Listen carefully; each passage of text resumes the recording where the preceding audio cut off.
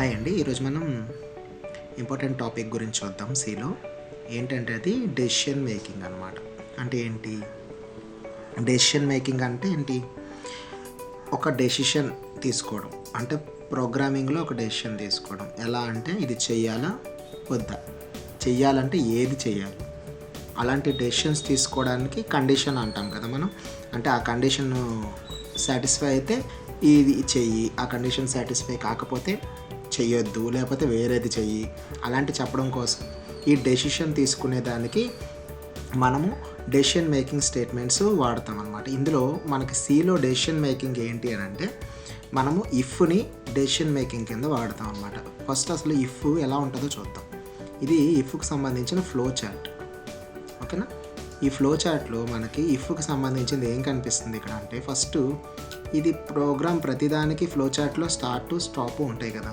Okay, దీన్ని వదిలేస్తే ఈ మధ్యలో ఉన్న ఎక్స్ప్రెషన్ చూడండి, ఇది ఇఫ్కి సంబంధించింది అనమాట. అంటే ఇక్కడ ఇఫ్ జరుగుతుంది. ఇది చూడండి, ఇది కండిషనల్ స్టేట్మెంట్లో ఫ్లో చార్ట్స్ మీరు అందరూ ఆల్రెడీ ఫ్లో చార్ట్ గురించి నేర్చుకుని ఉండుంటారు. ఫ్లో చార్ట్లో ఇది ఎప్పుడు వాడతాము? డెసిషన్ తీసుకోవాల్సి వచ్చినప్పుడు, అంటే కండిషన్ చెక్ చేయాల్సి వచ్చినప్పుడు ఇది వాడతారు కదా, ఈ ర్యాంపస్ సింబల్. ఓకే, ఇక్కడ మనము ఎక్స్ప్రెషన్ రాస్తాం. ఏంటి ఎక్స్ప్రెషను అంటే ఒక కండిషన్ రాస్తాం. దీన్నే ఇక్కడ మనం బూలియన్ ఎక్స్ప్రెషన్ అంటారనమాట. బూలియన్ ఎక్స్ప్రెషన్ అంటే ఏంటి? బూలియన్ అనే మాట మీరు వినుంటే ఓకే, వినకపోతే చెప్తున్నాను వినండి. బూలియన్ అంటే ఏంటి అంటే ఐదర్ ట్రూ ఆర్ ఫాల్స్, రెండిట్లో ఏదో ఒకటి మాత్రమే అవుట్పుట్ ఇస్తుంది. ఆ ఎక్స్ప్రెషన్ని బూలియన్ ఎక్స్ప్రెషన్స్ అంటారనమాట.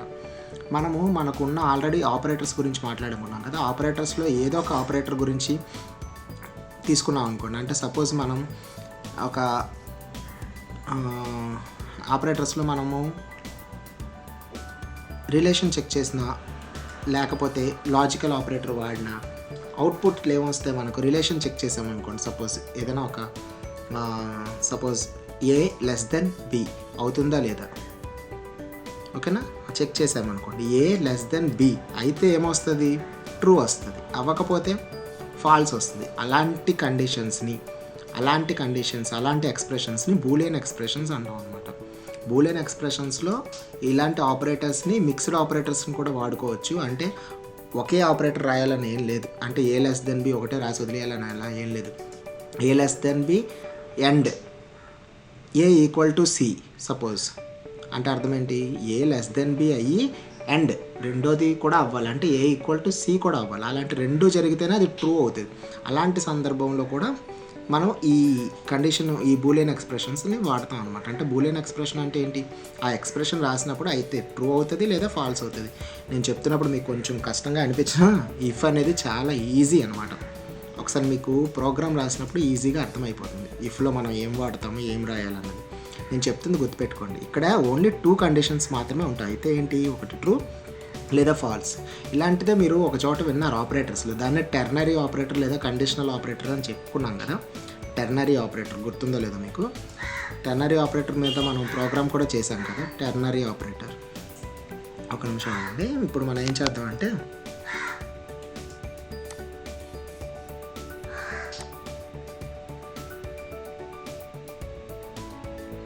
ఒక ఎంప్టీ ఫైల్ క్రియేట్ చేసి దానికి మనం ఇప్పుడు డెసిషన్ మేకింగ్ కాబట్టి డెసిషన్ అని ఓకేనా, డెసిషన్ అని సేవ్ చేస్తాం. ఓకేనా, ఇందులో ఆల్రెడీ మనం టెర్నరీ ఆపరేటర్ వాడాం కదా.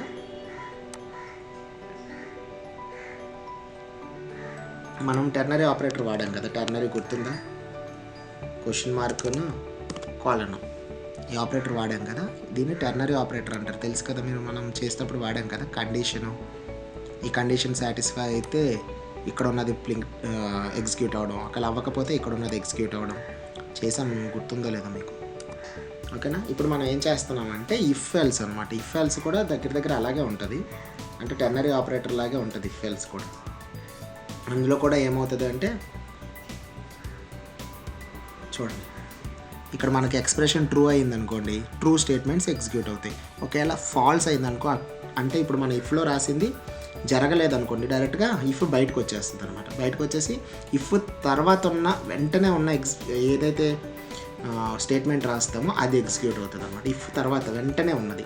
ఓకేనా, ఇది ఇఫ్కి సంబంధించింది. ముందు ఇఫ్ నేర్చుకుంటే ఇఫ్కి తర్వాత ఇంకా చాలా ఉంది. ఆ ఇఫ్ గురించి కంప్లీట్గా వస్తే అప్పుడు ఇఫ్కి సంబంధించినవి చాలా ఉన్నాయి కదా, అవి అర్థమవుతాయి.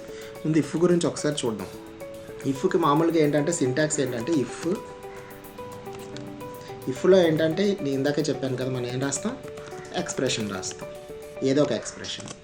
ఇఫ్లో ఎన్నైతే రాస్తామో అవన్నీ కూడా ఇఫ్ బ్రాకెట్లో పెడతాం అనమాట. అంటే ఇఫ్కి సంబంధించింది అంటే ఎక్కడైతే ఎక్స్ప్రెషన్ ఓకే అవుతుందో అక్కడ మనం ఇఫ్కి సంబంధించిన అన్నీ కూడా ఒక బ్లాక్లో పెట్టి రాసామన్నమాట. అంటే ఇవన్నీ ఇఫ్కి సంబంధించింది.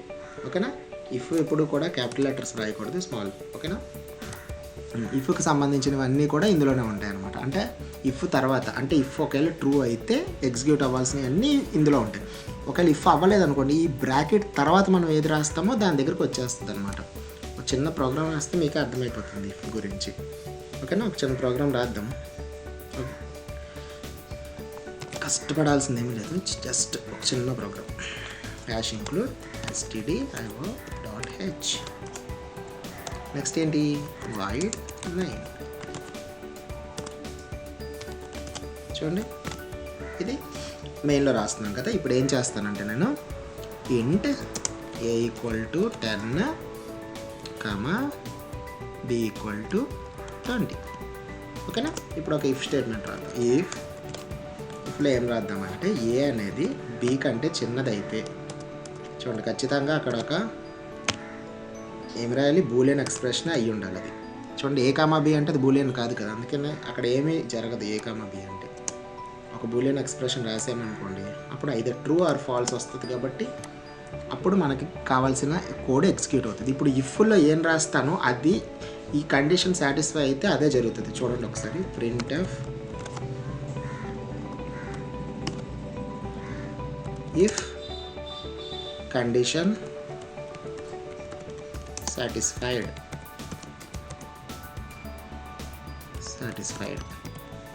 అంటే ఇఫ్ జరిగింది అని తెలియడం కోసం అక్కడ నేను ఏం రాశానంటే ఇఫ్ కండిషన్ సాటిస్ఫైడ్. ఇఫ్ జరగలేదనుకోండి, ఇఫ్ తర్వాతది ఏమైతే ఉందో అదే కదా ఎగ్జిక్యూట్ అవుతుంది. ఇక్కడ ఏం రాస్తున్నానంటే ఇఫ్ కండిషన్ నాట్ సాటిస్ఫైడ్. ఓకేనా, ఇఫ్ కండిషన్ నాట్ సాటిస్ఫైడ్. చూడండి ఇక్కడ ఏం జరుగుతుంది. ఇప్పుడు కానీ ఇది రన్ చేశాను అనుకోండి, చూడండి if condition satisfied, if condition not satisfied. ఎందుకు రెండు వచ్చినాయి, ఇక్కడ ఇఫ్ కండిషన్ సాటిస్ఫై అయిపోయింది కాబట్టి ఇక్కడ వచ్చింది. ఇఫ్ కండిషన్ అయిపోయిన తర్వాత ఒకవేళ ఇది అవ్వలేదనుకోండి, నెక్స్ట్ దానికి వస్తుందని చెప్పాను. ఇది అయిపోయిన తర్వాత కూడా దీని తర్వాత దానికే వస్తుంది. ఓకేనా, ఇలా వెళ్ళకూడదు అంటే మనం ఇంకోటి చేయొచ్చు, అది తర్వాత చూద్దాం. ఇప్పుడు ముందు ఇది కండిషన్ సాటిస్ఫై అయిపోతే దీనికే వస్తుంది. ఒకవేళ అవ్వకపోతే చూడండి, ఇప్పుడు కండిషన్ సాటిస్ఫై అవ్వలేదు కదా, అవ్వదు కదా. చూడండి, A is greater than B, condition satisfy అవుతుందా, ట్రూ వస్తుందా, ఫాల్స్ వస్తుందా. ఇక్కడ ఖచ్చితంగా మనకి ఫాల్స్ వస్తుంది. ఫాల్స్ వస్తే ఈ లోపల ఉన్న ప్రింట్ఎఫ్ స్టేట్మెంట్ మాత్రము ఎగ్జిక్యూట్ అవ్వదు. కావాలంటే చూడండి, ఇఫ్ కండిషన్ నాట్ సాటిస్ఫైడ్ వస్తుంది.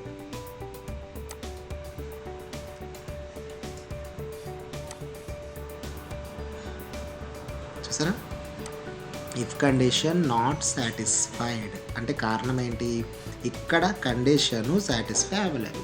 కండిషన్ సాటిస్ఫై అవ్వకపోతే ఈ ఇఫ్ క్లోజ్ అయిపోయిన నెక్స్ట్ స్టేట్మెంటే ఎగ్జిక్యూట్ అవుతుంది. ఒకవేళ అయితే లోపల ఉన్న అయిపోగానే మళ్ళీ ఇఫ్ క్లోజ్ అయిపోయిన ఫస్ట్ స్టేట్మెంట్ ఆటోమేటిక్గా ఎగ్జిక్యూట్ అవుతుంది.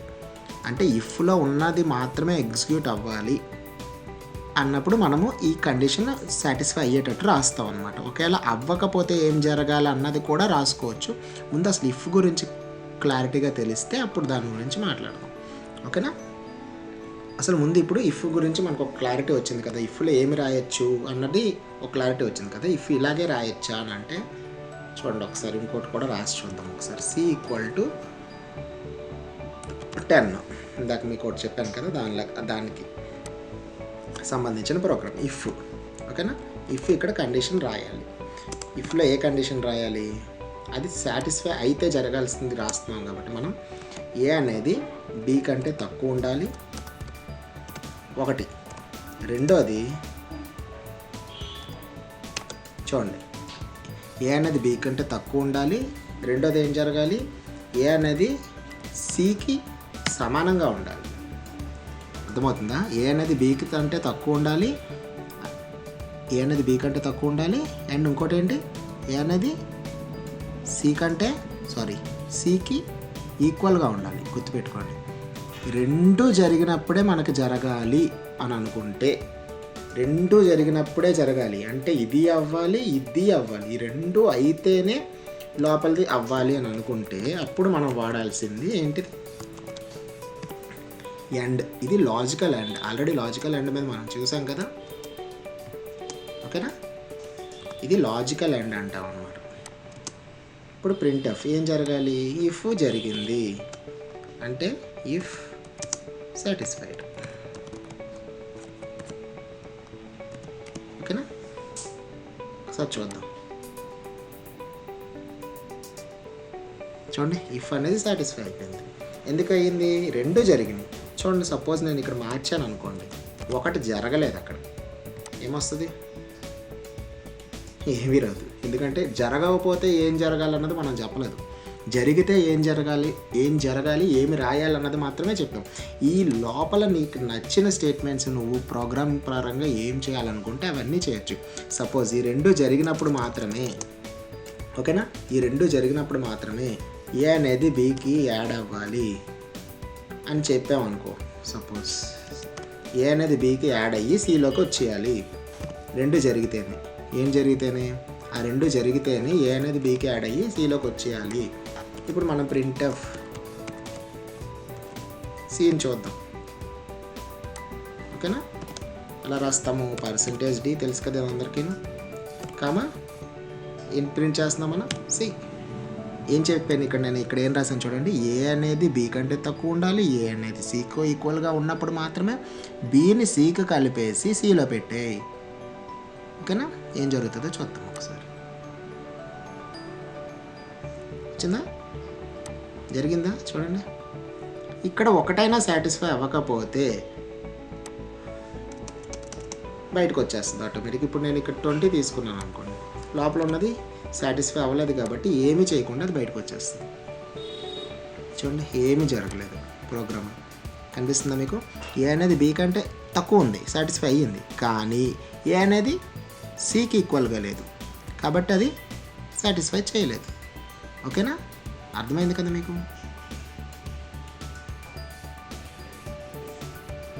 సరే, ఇప్పుడు ఒకవేళ రెండిట్లో ఏదైనా ఒకటి జరిగినా పర్వాలేదు, ఓకేనా?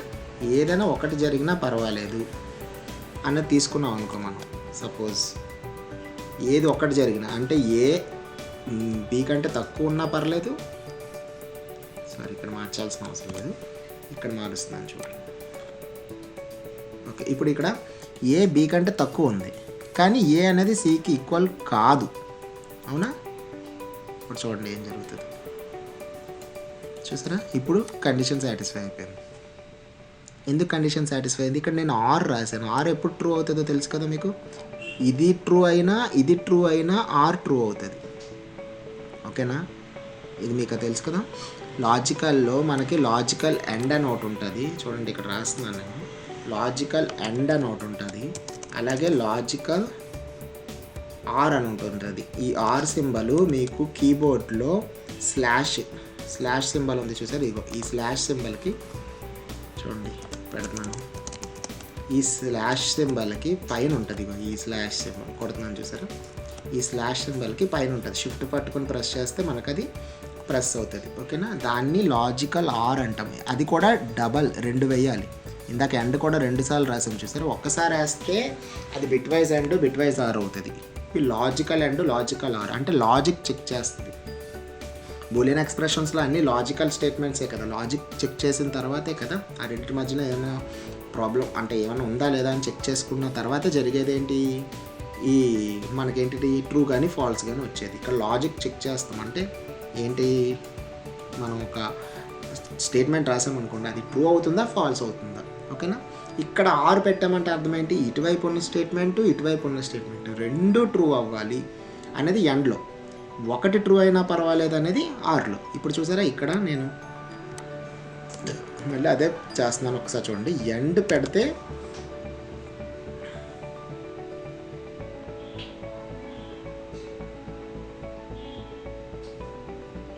పెడితే ఆ స్టేట్మెంట్ మీకు ఎగ్జిక్యూట్ అవ్వదు. చూడండి లోపల ఉన్నది జరగదు. ఎండ్ పెడితే జరగలేదు. చూడండి ఎండ్ పెడితే జరిగిందా? లేదు కదా. అదే నేను ఇప్పుడు అదే ప్లేస్లో ఆర్ పెట్టాను అనుకోండి, ఖచ్చితంగా లోపల ఉన్నది జరుగుతుంది. చూడండి జరిగింది. ఆర్కి ఎండ్కి తేడా ఏంటి? ఆర్ అంటే ఇటువైపు ఉన్న స్టేట్మెంట్స్, అంటే రెండు స్టేట్మెంట్స్ మధ్యలో కదా ఆర్ పెడతాము.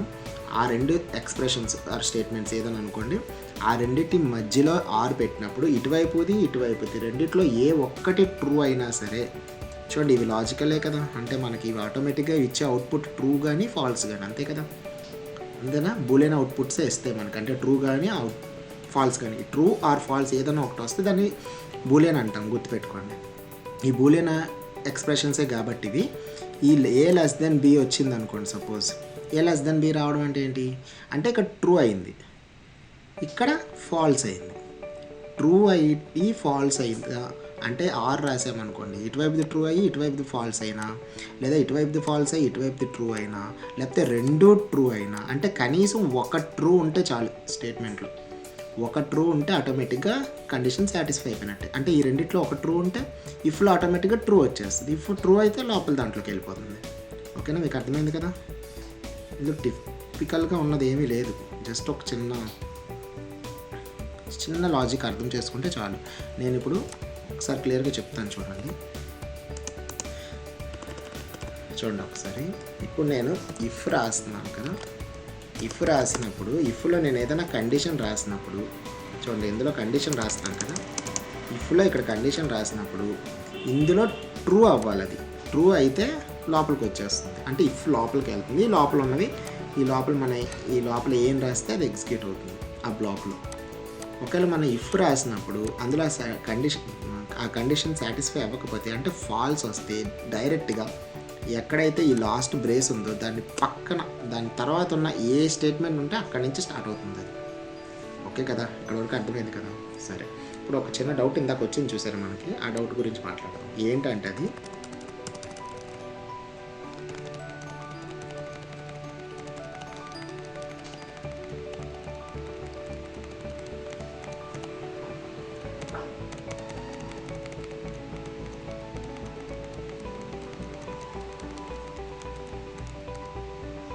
చూడండి, ఇప్పుడు నేను ఇది రాశాను ఆల్రెడీ, ఈ స్టేట్మెంట్ రాశాను. ఇక్కడ చాలామందికి చాలా డౌట్ వచ్చింది. ఏంటంటే ఇప్పుడు ఇది కండిషన్స్ సాటిస్ఫై అయినా ఈ లోపలిది అయిపోయిన తర్వాత దీనికి వచ్చేస్తుంది కదా. నాకు అలా కాకుండా కండిషన్ సాటిస్ఫై అయితే ఒకటి అవ్వాలి, కండిషన్ సాటిస్ఫై కాకపోతే ఇంకోటి అవ్వాలి. కాకపోతే ఆ కండిషన్ సాటిస్ఫై కాకపోతే వెంటనే ఇంకోటి జరగాలి నాకు. ఓకేనా? ఆ తర్వాత ఉన్నది కాకుండా ఇంకోటి జరగాలి. ఏంటి అంటే ఇప్పుడు చూడండి, నేను ఇక్కడ ప్రింట్ ఆఫ్ స్టేట్మెంట్ రాశాను అనుకోండి ఇందాకలాగే. ఏమది?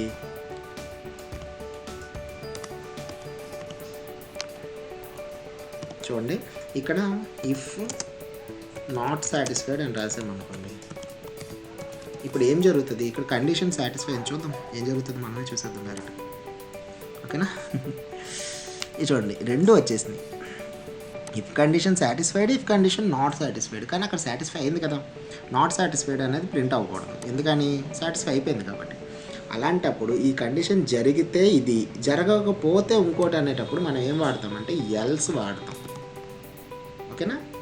ఎల్స్ చూడండి, ఎల్స్ అనే స్టేట్మెంట్, ఈ ఎల్స్ అనేది వాడతాం అన్నమాట. ఇది కూడా డెసిషన్కి సంబంధించింది, అంటే ఇఫ్కి సంబంధించింది. అంటే ఇఫ్ అయితే ఇదవ్వు, అవ్వకపోతే ఇదవ్వు. ఇప్పుడు చూడండి ఏం జరుగుతుందో, ఒకటే వచ్చింది చూసారా. ఏమైంది? అక్కడ కండిషన్ అయ్యింది కాబట్టి సాటిస్ఫైడ్ అనే ప్రింట్ అయింది. కండిషన్ అవ్వకపోతే ఏం జరుగుతుంది? సపోజ్ ఇక్కడ నేను 20 ఇచ్చాను,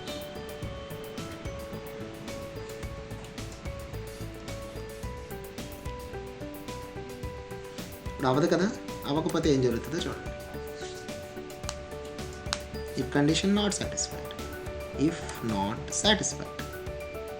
అర్థమైందా? ఇలా అంటే మనము ఇఫ్ జరగాలి, జరగకూడదు. అంటే మనకి నచ్చినప్పుడు జరగాలి, అంటే అది కండిషన్ సాటిస్ఫై అయినప్పుడు ఒకటి రావాలి, సాటిస్ఫై అవ్వనప్పుడు ఇంకొకటి జరగాలి.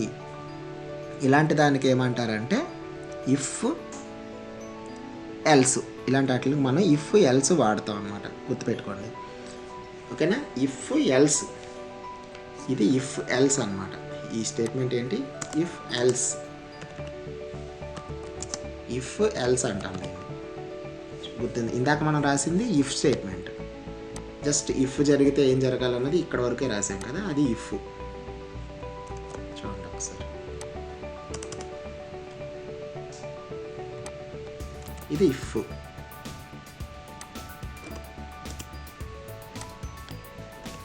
ఇది ఇఫ్ స్టేట్మెంట్ ఓన్లీ. ఇది మనకి ఇఫ్ ఓన్లీ. ఇఫ్ తర్వాత ఇఫ్ ఎల్స్ ఇది. ఓకేనా? అయితే ఇప్పుడు ఇంకొక చిన్నది ఏంటంటే, ఇప్పుడు నాకు ఇఫ్ జరిగినప్పుడు ఒకటి జరగాలి, ఇఫ్ జరగకపోతే ఇంకొక కండిషన్ చెక్ చేయాలి. అంటే సపోజ్ ఇక జరిగింది, జరగకపోతే ఇంకోటి ఏదో జరుగుండొచ్చు కదా, అంతే కదా.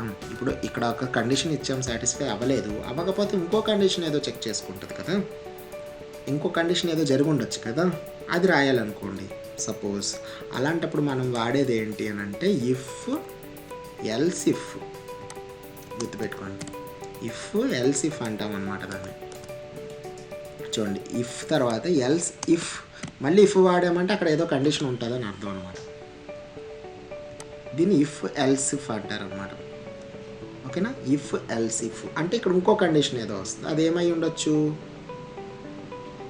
ఏ ఈక్వల్ టు సి కాలేదు కాబట్టి అది ఏ లెస్ దెన్ సి అయ్యి ఉండొచ్చు. ఓకేనా? ఇక్కడ ఏం రాద్దాం అంటే ఎల్స్ ఇఫ్ సాటిస్ఫైడ్ అనమాట. Else if satisfied.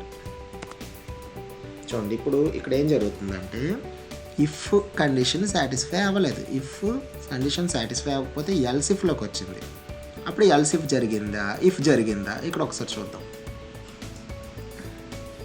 చూడండి, ఇప్పుడు ఎల్స్ ఇఫ్ స్టేట్మెంట్ సాటిస్ఫై అయింది, ఇఫ్ స్టేట్మెంట్ సాటిస్ఫై అవ్వలేదు. చూడండి, if A less than B and A equal to C రెండు జరిగినాయా, ఏ లెస్ దెన్ బి అయ్యింది, కానీ ఏ ఈక్వల్ టు సి అవ్వలేదు. కాబట్టి ఇక్కడ ఇఫ్ అవ్వలేదు.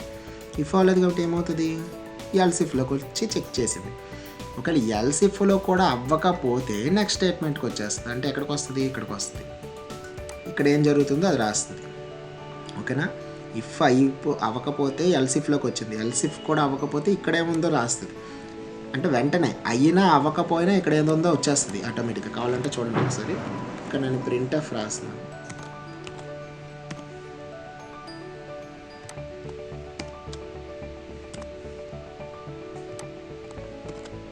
ఓకేనా? Out of else if.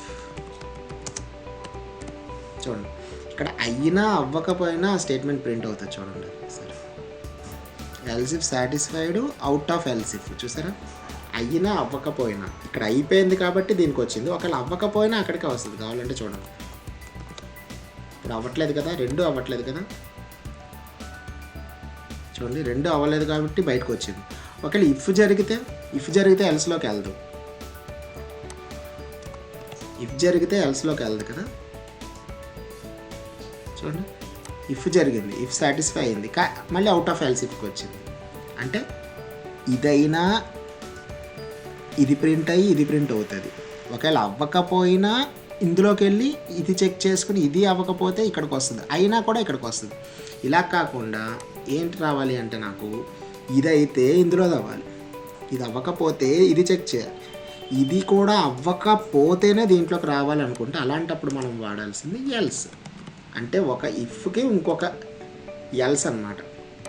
చూడండి ఒకసారి, ఒక ఇఫ్కి ఒక ఎల్స్.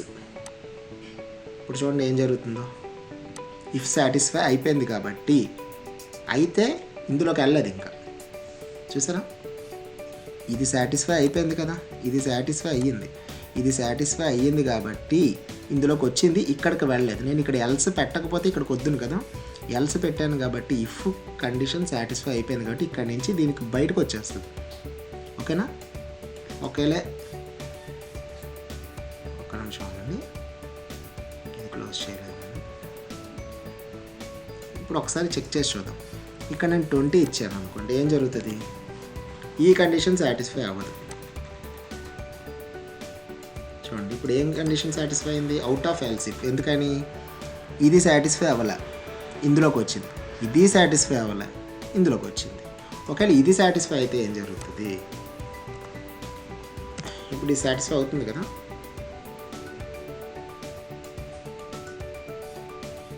చూడండి ఇప్పుడు ఏం జరుగుతుంది? చూడండి, అవుట్ ఆఫ్ ఎల్సిఫ్ రాలేదు, ఇది సాటిస్ఫై అయింది కాబట్టి ఎల్సిఫ్ సాటిస్ఫైడ్. ఓకేనా? చిన్నది, ఎక్కువ కన్ఫ్యూజ్ చేసినట్టు అనిపించిందా మీకు ఏమన్నా? కన్ఫ్యూజ్ అయితే ఏమీ లేదు. నేను ఇఫ్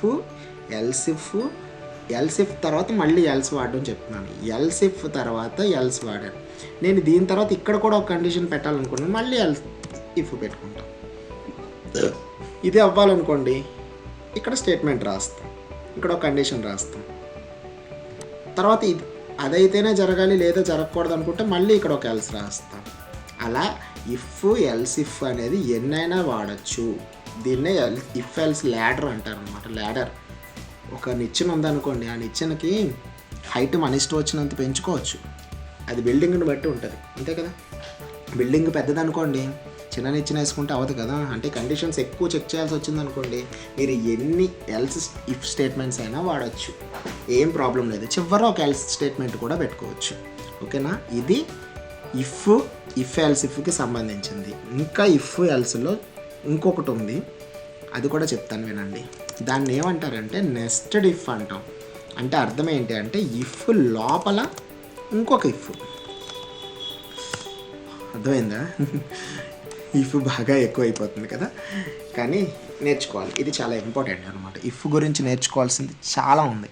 ఎందుకంటే ఇఫ్ చాలా వాడతాం. ఎందుకంటే కండిషన్ గురించి చెక్ చేసేది మనకు సి కానీ ఎక్కడైనా సరే, ఎక్కడైనా సరే ఎన్ని ప్రోగ్రామింగ్ లాంగ్వేజ్ తీసుకుని ఇఫ్ అనే దానికి అలా ఉందన్నమాట. దాని వాల్యూ అలాగే ఉందనుకో, మనం ఏం చేయలేం కదా.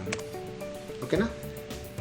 ఇప్పుడు ఏ అనేది బి అయిన తర్వాత అయితేనే లోపలికి వస్తుంది. అప్పుడు ఏం చెక్ చేయమన్నానంటే బి అనేది సి కంటే చిన్నది ఉందా కాదా. కానీ ఇక్కడ నేను 30 ఇవ్వద్దులే, కానీ ముందు అసలు ఏ ప్రోగ్రామ్ ఏం జరుగుతుందో చూద్దాం. ప్రింట్ ఆఫ్ స్టేట్మెంట్ రాస్తున్నాను చూడండి. ఓకేనా? Print of nested if satisfy. ఒకవేళ ఇక్కడ లోపలికి వస్తే ముందు ఏం చేద్దామంటే,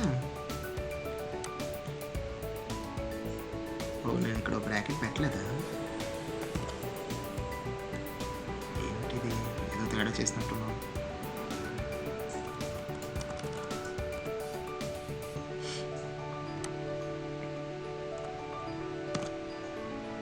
చూడండి, ఇక్కడ బ్రాకెట్ పెట్టాను, నాకు తెలిసి నేను పెట్టాను కదా, పోయింది, మనం ఏం చేయలేదు. చూడండి, ఇఫ్ తర్వాత మీరు మోర్ దెన్ 1 స్టేట్మెంట్ వాడితే ఖచ్చితంగా బ్రాకెట్ పెట్టాలి. ఇప్పుడు నేను ప్రింట్ ఆఫ్ స్టేట్మెంట్ రాస్తున్నాను. ఎందుకోసం అంటే ఇఫ్ జరిగిందో లేదో తెలుసుకోవడం కోసం, అంతే, జస్ట్ ఒక ఐడియా కోసం. If satisfy. ఓకేనా? ఏం జరుగుతుందో చూడండి. ఇక్కడ నేను ఏ బి కంటే చిన్నది అయితే ఆటోమేటిక్గా లోపలికి వచ్చేస్తుంది. ఇక్కడ ఏం జరుగుతుందో చూద్దాం ఒకసారి. రెండూ జరిగినాయా, ఒకటే జరిగిందా? చూడు, ఇఫ్ సాటిస్ఫైడ్. ఇఫ్ ఒక్కటే సాటిస్ఫై అయింది. ఎందుకని? ఏ కంటే బి పెద్దది, అంటే ఏ బి కంటే చిన్నది, ఈ లోపలికి వచ్చింది. ఇక్కడ లోపలికి వచ్చిన తర్వాత ఇఫ్ చెక్ చేసిందో లేదో తెలియాలంటే మీరు ఒకసారి కండిషన్ సాటిస్ఫై అయినట్టు చూద్దాం. ఇక్కడ నేను చెక్ చేస్తున్నాను చూడండి. ఈక్వాలిటీ అయితే చెక్ చేసినట్టే కదా, అప్పుడు లోపలిది కూడా అవుతుంది. చూడండి, ఇఫ్ సాటిస్ఫై అయింది, నెక్స్ట్ ఇఫ్ కూడా సాటిస్ఫై అయింది అని చెప్తుంది. ఇది కూడా చూడండి, if satisfied, next if satisfied. చూడండి, లోపలికి వచ్చింది, ఇది అయ్యింది, ఈ లోపలికి వచ్చి ఇది కూడా చెక్ చేసింది, ఇది కూడా అయ్యింది కాబట్టి ఈ లోపలికి వచ్చింది. ఇలాంటప్పుడు దీన్ని ఏమంటారంటే నెస్టెడ్ ఇఫ్ అంటాం. అంటే ఇఫ్ లోపల మళ్ళీ ఇఫ్ రాసాం. మరి లోపల రాసేటప్పుడు మళ్ళీ ఎల్స్ వాడచ్చా అంటే ఏదైనా వాడుకోవచ్చు, నీ ఇష్టం. ఓకేనా? ఒక ఒకవేళ అది సాటిస్ఫై జరగకపోతే ఏం జరగాలన్నది ఇక్కడ రాస్తున్నాను నేను. ఎల్స్ ఎప్పుడు అవుతుంది, లోపల ఉన్న ఇఫ్ సాటిస్ఫై అవ్వకపోతే కదా, అందుకని ఏం రాస్తున్నానంటే నెస్టెడ్ ఇఫ్ నాట్ సాటిస్ఫై. ఓకేనా. ఇప్పుడు ఏం జరుగుతుంది చూడండి, ఈ ఎల్స్ ప్రింట్ అవుతుందా ప్రస్తుతానికి, ఎందుకంటే సాటిస్ఫై అయ్యింది కాబట్టి ప్రింట్ అవ్వదు. ఓకేనా. ఇప్పుడు ఏం చేస్తున్నానంటే దీన్ని సాటిస్ఫై చెయ్యట్లేదు, అంటే ఏంటంటే లెస్ దెన్ ఇస్తున్నాను. ఇప్పుడు ఏం జరుగుతుందో చూడండి.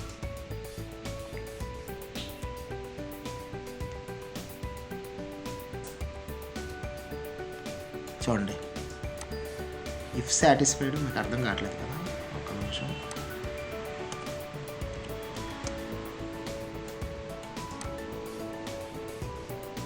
ఇప్పుడు చూడండి ఇఫ్ సాటిస్ఫై అయ్యింది. ఓకేనా. Nested if not satisfied. చూడండి ఇఫ్ సాటిస్ఫై అయింది, నెస్టెడ్ ఇఫ్ అవ్వలేదు కాబట్టి ఇందులోకి వచ్చింది. బి అనేది సి కంటే తక్కువ కాదు కాబట్టి ఇక్కడికి వచ్చింది. అర్థమైంది కదా. ఇది ఇఫ్లో ఉన్న కొన్ని పద్ధతులు. అంటే ఫస్ట్ మనం ఆల్రెడీ ఇఫ్ చూసాము, ఇఫ్ ఎల్స్ చూసాము, ఇఫ్ ఎల్స్ ఇఫ్ చూసాము, ఇఫ్ ఎల్స్ మళ్ళీ ఎల్స్, అలాంటివి బోల్డ్ చూసాము. ఓకేనా. అది ఇఫ్ ఎల్స్ ల్యాడర్. ఇది ఏంటంటే నెస్టెడ్ ఇఫ్లో ఇఫ్, మళ్ళీ ఇఫ్లో ఇఫ్ కూడా రాసుకోవచ్చు కావాలనుకుంటే. మళ్ళీ ఇఫ్లో ఇఫ్, నీ ఇష్టం, నీ ప్రోగ్రామ్ని బట్టి మీ ఇష్టం వచ్చిన ఇఫ్ స్టేట్మెంట్స్ రాయొచ్చు, ఇష్టం వచ్చినన్ని రాయొచ్చు, ప్రాబ్లం ఏం లేదు. అంటే ఇష్టం వచ్చినన్ని రాయొచ్చు అంటే నాకు ఏదో పిచ్చి పట్టినట్టు రాస్తానంటే కుదరదు. అక్కడ ప్రోగ్రామ్ని బట్టి మీకు ఇష్టం వచ్చినట్టు ఎలాగైనా వాడుకోవచ్చు. ఓకేనా. అర్థమైందా. ఇది ఇఫ్ గురించి కొద్దిగా. ఓకేనా. ఇది ఒక్కటైనా డెసిషన్ మేకింగ్ అది అంటే ఇది ఒకటి కాదు. డెసిషన్ మేకింగ్లో ఆల్రెడీ మనం ఏంటది కండిషనల్ ఆపరేటర్ గురించి మాట్లాడాం కదా, అదే టెర్నరీ ఆపరేటర్ గురించి. అది కూడా డెసిషన్ మేకింగ్లోకే వస్తుంది. అది కాకుండా ఇంకొకటి ఇంపార్టెంట్ ఉంది. అంటే ఇఫ్ అంత యూజ్ అవ్వలేదు అంటే అవుతుంది ఇది కూడాను. దీనికి యూజెస్ వేరేగా ఉంటుంది, దీనికి నచ్చిన అంటే దీనికి పెట్టాల్సిన ప్లేసెస్ వేరేగా ఉంటాయి. అక్కడ మనం ఇఫ్ అవసరం లేనప్పుడు ఇలాంటిది వాడుకోవచ్చు. అది ఏంటి అంటే స్విచ్ అనమాట, స్విచ్ కేస్ అంటారనమాట. అంటే డైరెక్ట్గా వెళ్ళిపోతుంది. దాని గురించి మనం తర్వాత మాట్లాడదాం. ఈరోజు అంతా ఇఫే చెప్పాను కదా, అది కూడా చెప్తే కన్ఫ్యూజ్ అవుతారు. ఓకేనా. ఓకే, ఇది ఒకసారి ప్రాక్టీస్ చేయండి. దీనికి సంబంధించిన నోట్స్ నేను మళ్ళీ డిస్క్రిప్షన్లో యాడ్ చేస్తాను, ఒకసారి దాని గురించి చూసుకోండి. నేను సంబంధించిన ఎగ్జాంపుల్ ప్రోగ్రామ్స్ కూడా పెడతాను నోట్స్లో. అండ్ ఇంకోటి ఏంటంటే మీరు కొన్ని ఇఫ్ ఎల్స్ మీద కొన్ని ప్రాక్టీస్ చేయండి. ఓకేనా. నెక్స్ట్ మనం స్విచ్ కేస్ గురించి చూద్దాం. ఓకేనా. టేక్ కేర్, జాగ్రత్త, బాయ్.